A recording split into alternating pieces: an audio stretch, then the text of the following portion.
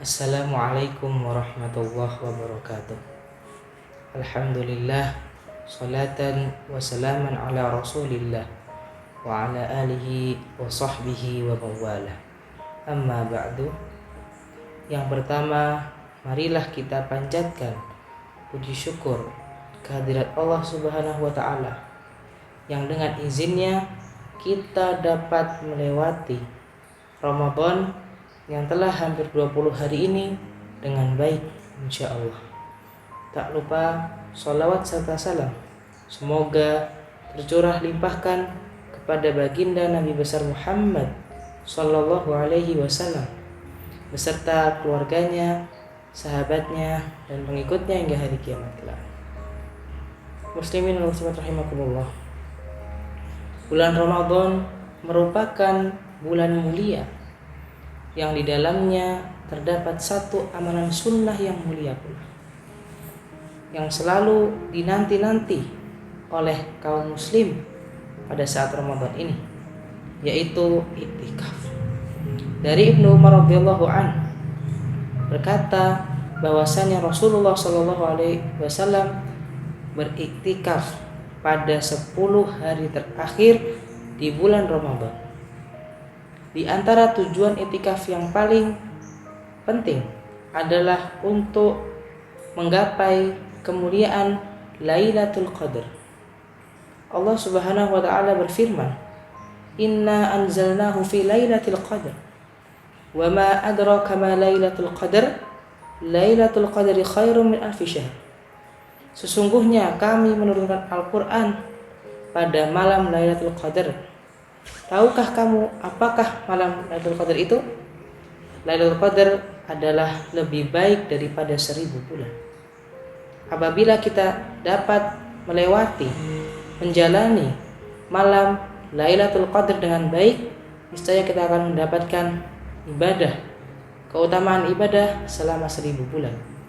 Oleh karenanya kita dianjurkan pada 10 hari terakhir di bulan Ramadan untuk beriktikaf di masjid, memperbanyak tilawah, kemudian memperbanyak berzikir dan mengingat Allah Subhanahu wa taala.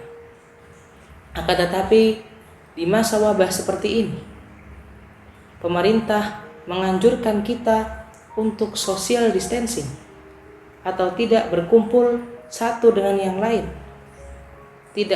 Tidak berkumpul dengan orang banyak, kemudian menjauhkan diri daripada kerumunan sosial untuk mencegah penyebaran wabah. Lalu apa yang harusnya kita lakukan? Yang kita lakukan adalah tidak beriktikaf atau di rumah saja, karena menaati anjuran daripada pemerintah.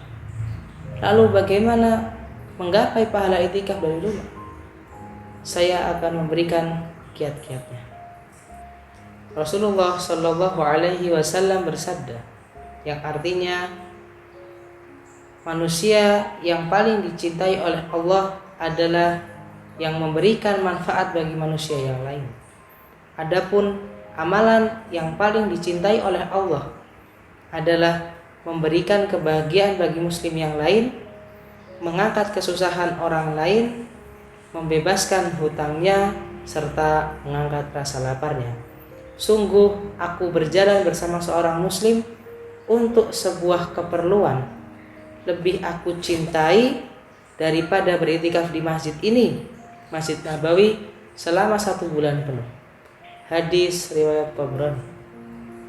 Kiat yang pertama adalah memberikan kebahagiaan bagi muslim yang lain. Memberikan kebahagiaan tidak identik dengan menjadi seorang komedian, tidak identik menjadi seorang pelawak. Tetapi hakikat memberikan kebahagiaan adalah memberikan senyum di wajah seorang muslim yang lain. Dengan memberikan kebahagiaan bagi muslim yang lain, kita pasti ikut bahagia. Yang kedua adalah melapangkan kesusahan dari seorang mukmin. Rasulullah Shallallahu Alaihi Wasallam bersabda, barang siapa melapangkan satu kesusahan dunia dari seorang mukmin, maka Allah akan melapangkan darinya satu kesusahan di hari kiamat. Makna dari hadis ini ialah seyogianya kita selalu untuk mengangkat kesusahan atau membantu saudara-saudara kita yang mukmin. Yang ketiga adalah membebaskan hutangnya. Berapa banyak dari kita yang kini sudah tidak peduli dengan hutang yang saudara kita miliki.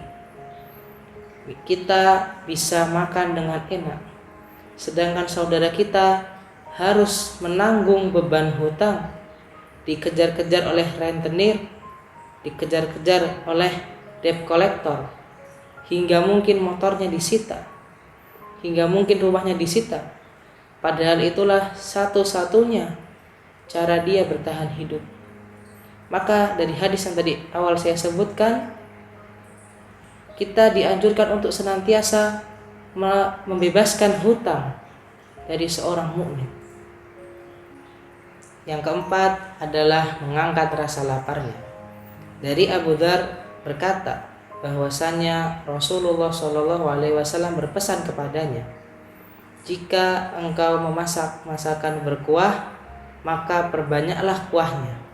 Kemudian lihatlah anggota keluarga dari tetanggamu dan berikanlah kepada mereka dengan baik. Ada 2 poin dari hadis ini yang dapat kita ambil hikmahnya.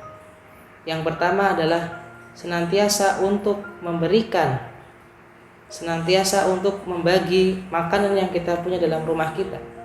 Terkadang kita di rumah bingung mau berbuka, mau makan, dimulai dari yang mana.